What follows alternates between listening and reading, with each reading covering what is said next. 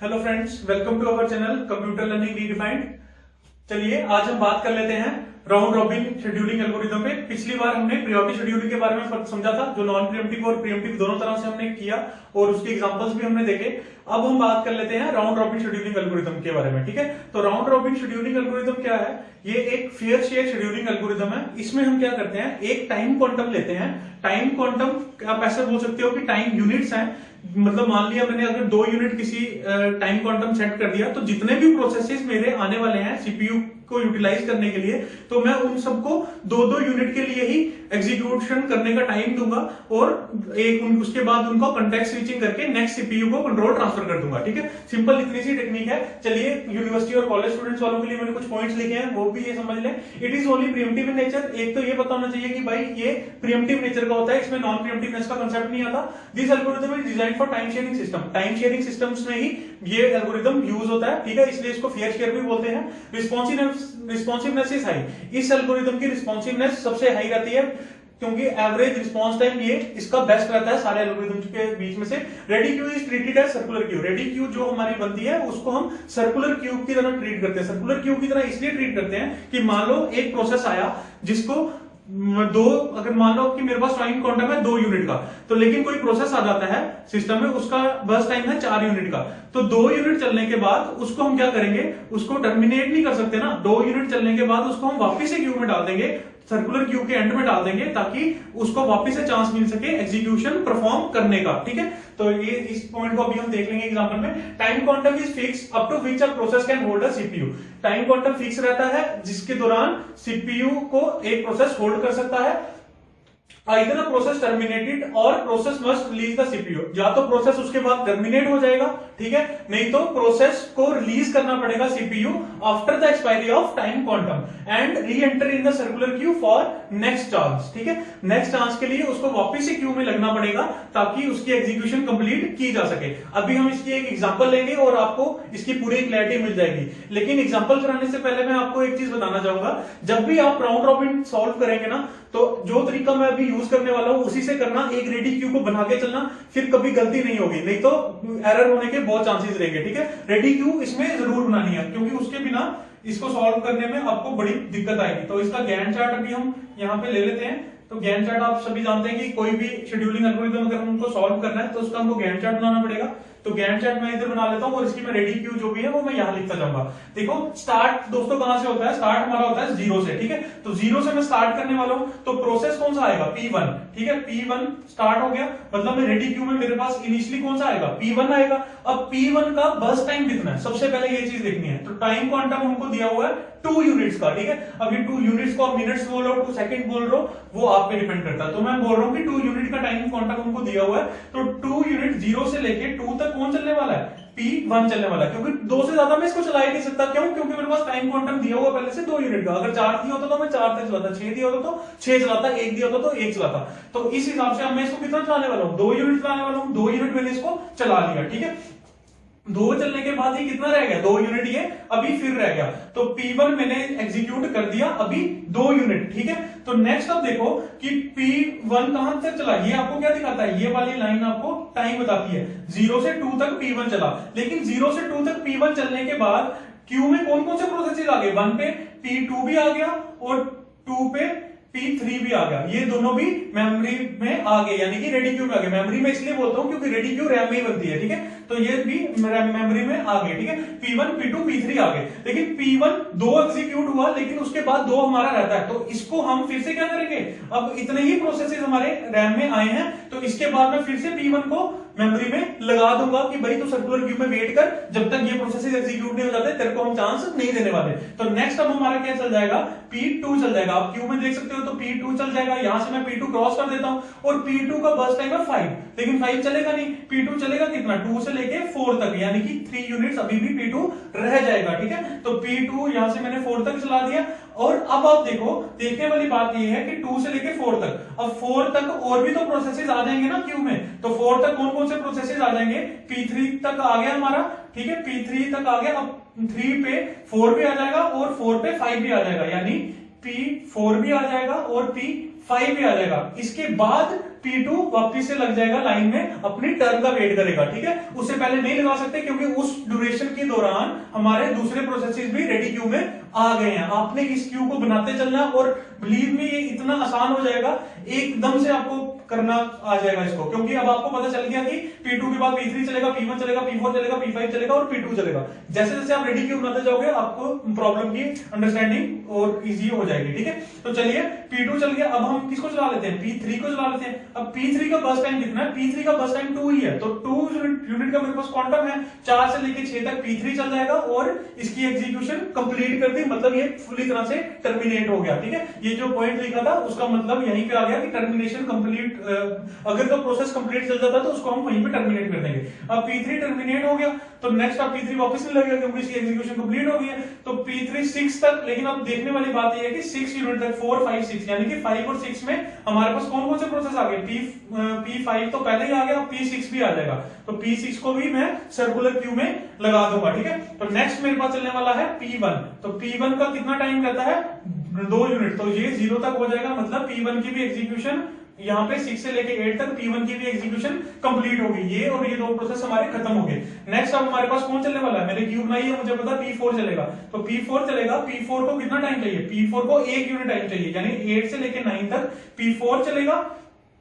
P4 चलने के बाद इसको हम यहां से कट कर देंगे और यहां से इसकी एग्जीक्यूशन भी कंप्लीट कर देंगे। 3 प्रोसेस हमारे चल के खत्म हो चुके हैं, टर्मिनेट हो चुके हैं, उनको एग्जीक्यूशन कंप्लीट हो चुकी है। अब नेक्स्ट मेरे पास कौन चलेगा, P5 चलेगा, मुझे सामने दिख रहा है P5 को मैंने एग्जीक्यूट करा दिया। अब P5 का बस टाइम कितना है, 6 यूनिट, तो पूरा तो नहीं चल पाएगा, तो 4 यूनिट रह जाएगी और 11 तक ये चल जाएगा। और P5 इधर से उठ के वापिस हम कहां लगा देंगे, रेड सर्कुलर क्यूब में एंड में लगा देंगे कि भाई अभी इसकी कंप्लीशन नहीं हुई है, अभी कंप्लीट होने का वेट करेगा। नेक्स्ट इज P2, अब फिर से कौन सा चलेगा, P2 चलने वाला है। P2 कितना टाइम रहता है, P2 का 3 टाइम रहता है, तो P3 तो अभी हम दे नहीं सकते, 2 चलाएंगे तो 1 रह जाएगा, यानी 13 तक P2 चल जाएगा और 1 यूनिट P2 की फिर से बच गई, तो P2 को हम वापस से सर्कुलर क्यू के एंड में लगा देंगे। नेक्स्ट इज P6, तो P6 को मैं चलाऊंगा, P6 का कितना टाइम है, 3 यूनिट है, तो इसको भी 1 यूनिट रह जाएगा, तो 15 तक मैं इसको एग्जीक्यूट करवा दूंगा, ठीक है। तो P6 का भी 1 यूनिट रह गया, यहां से कट करके वापस इसको क्यू में लगा दिया। अब नेक्स्ट मेरे पास चलने वाला है P5, ओके। तो P5 का देख लेते हैं, P5 को कितना टाइम है, 4 यूनिट टाइम रहता है, तो 4 यूनिट तो मिल नहीं सकता, इसको 2 यूनिट मिलेगा, 2 का क्वांटम है, तो 17 तक P5 चल गया, तो 2 यूनिट रह गया, मतलब यहां से अब इसको वापस वेट करना पड़ेगा अपनी नेक्स्ट टर्न का।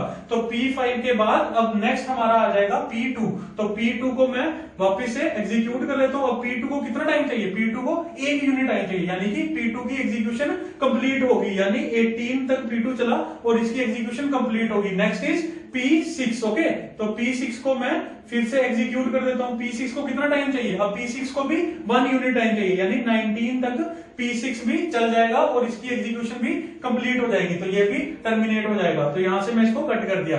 अब नेक्स्ट इज P5, लास्ट में मेरे पास बचता है P5, तो P5 की एग्जीक्यूशन कितनी है, 2 यूनिट की, तो 19 से 21 तक P5 चल जाएगा, इसकी एग्जीक्यूशन कंप्लीट हो जाएगी, यहां पे भी ये 0 और इसको भी हम मेमोरी से टर्मिनेट कर देंगे, यानी इसकी भी एग्जीक्यूशन कंप्लीट होगी।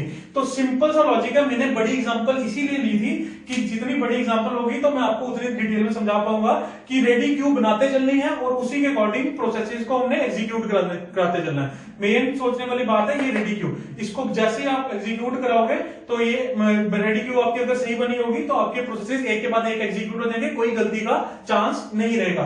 आई होप आपको ये चीज समझ आ गई होगी। नेक्स्ट चीज, अब टर्न अराउंड टाइम आपको मेरे से बेटर निकालना आता है। टर्न अराउंड टाइम आपको पता है क्या होता है, completion time minus arrival time, okay, CT minus AT। तो मैं पहले कंप्लीशन टाइम निकाल लेता हूं। कंप्लीशन टाइम निकालने के लिए कंप्लीशन टाइम में देख लेता हूं। कंप्लीशन टाइम में यहां से उल्टा शुरू करूंगा।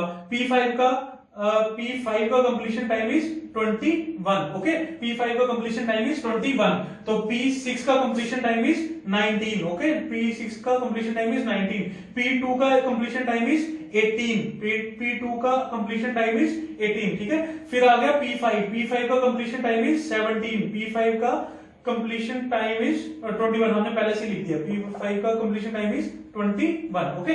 तो नेक्स्ट आ गया हमारे पास P2 का भी लिख लिया, P5 का भी लिख लिया, P6 का भी लिख लिया, P4 का कंप्लीशन टाइम आ गया हमारे पास 9 यूनिट्स, ओके। 9 यूनिट्स मैंने लिख दिया।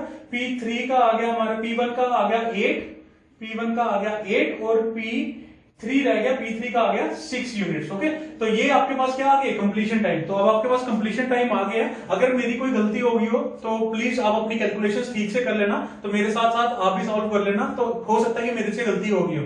तो अब क्या देख लेते हैं, turn around time. Turn around time is completion time minus arrival time. तो completion time is 8 minus arrival, 8 minus 0 is 8। Okay, 18 minus 1 is 17, 6 minus 2 is 4, 9 minus 3 is 6, 21 minus 4 is 17, 19 minus 6 is 13। Okay, तो turn around time मैंने ये निकाल दिया। Waiting time निकालेगा, आपको पता है बस वेटिंग टाइम हमारा होता है turn around time minus burst time. तो टर्न अराउंड टाइम हमारे पास 8, तो इसका 8 माइनस बर्स्ट टाइम, ये जो कटे हैं इनको कटा हुआ नहीं समझना, यही हमारे बर्स्ट टाइम दिए हुए हैं। तो 8 minus 4 is 4, 17 minus 5 is 12, 4 minus 2 is 2, 6 minus 1 is 5, 17 minus 6 is 11 और 13 माइनस 3 इज 10। तो ये वेटिंग टाइम भी आ गया, टर्न अराउंड टाइम भी आ गया और कंप्लीशन टाइम भी आ गया। तो अगर आप रिस्पांस टाइम निकालना चाहो तो रिस्पांस टाइम भी निकाल सकते हो। उसके लिए मैंने आपको पहले ही बताया सीपीयू पहली बार कब मिला, मैं एक का निकाल के दिखा देता हूं, बाकी आप खुद निकालना।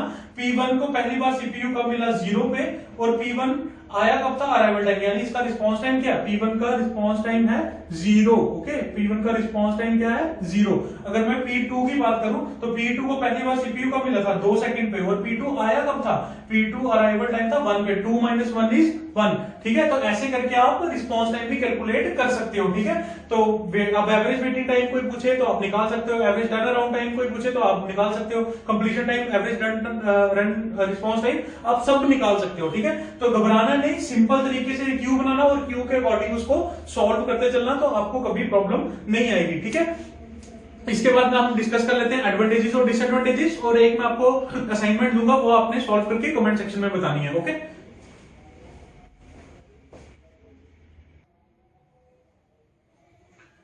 चलिए अब एडवांटेजेस और डिसएडवांटेजेस की बात कर लेते हैं। पहली चीज तो है फेयरनेस। ठीक है, हर प्रोसेस को इक्वल शेयर ऑफ सीपीयू मिलेगा। ठीक है, irrespective of its priority, priority का कोई कंसेप्ट नहीं रहने वाला है, और हर प्रोसेस को सेम टाइम के लिए सीपीयू मिलेगा ही मिलेगा। ठीक है, अगर 2 क्वांटम का है तो 2 क्वांटम के लिए सारे प्रोसेसेस को सीपीयू मिलने वाला है। Works very well in case of time sharing system, ये आप सबको पहले ही पता चल गया।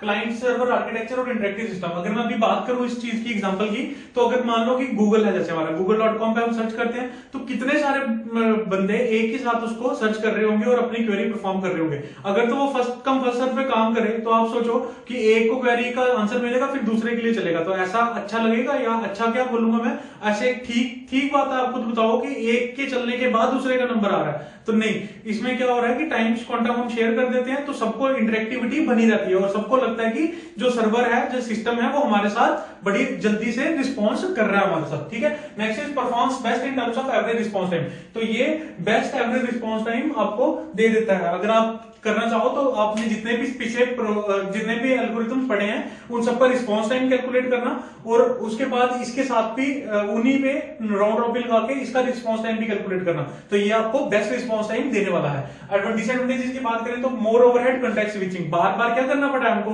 कॉन्टेक्स्ट स्विचिंग करनी पड़ रही है, इस वजह से हमको ओवरहेड मूवमेंट पड़ रही है और हमारा टाइम वेस्ट होता है। Next is time consuming scheduling for small quantum, अगर स्मॉल क्वांटम स्मॉल होगा तो बार बार क्या होगा, कॉन्टेक्स्ट स्विचिंग करनी पड़ेगी, तो हमारा टाइम बहुत सारा कॉन्टेक्स्ट स्विचिंग में ही वेस्ट होने वाला। ठीक है, तो इसकी जो डिपेंडेंस है वो सिर्फ किस पे है, highly dependent on time quantum, और प्रायोरिटी का इसमें कोई कंसेप्ट नहीं है। लेकिन अगर कई बार हमको प्रायोरिटी की भी यूज पड़ जाती है तो वो कंसेप्ट इसमें कहीं भी यूटिलाइज नहीं होता।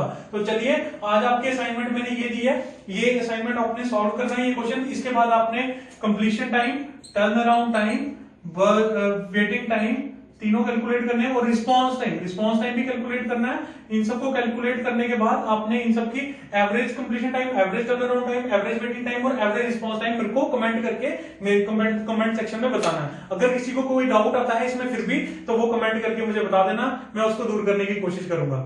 Thank you for watching.